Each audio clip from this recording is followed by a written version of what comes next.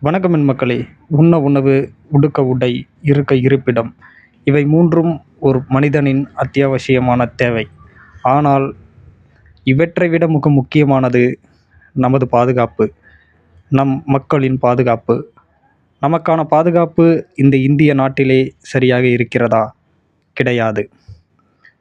உணவையும் உடையையும் இருப்பிடத்தையும் பறித்து கொண்டிருக்கிறார்கள்.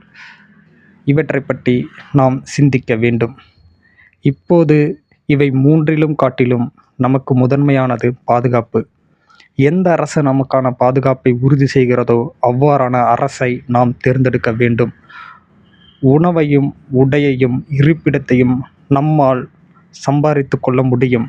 ஆனால் பாதுகாப்பை ஒரு அரசாங்கம்தான் உறுதி செய்ய வேண்டும்.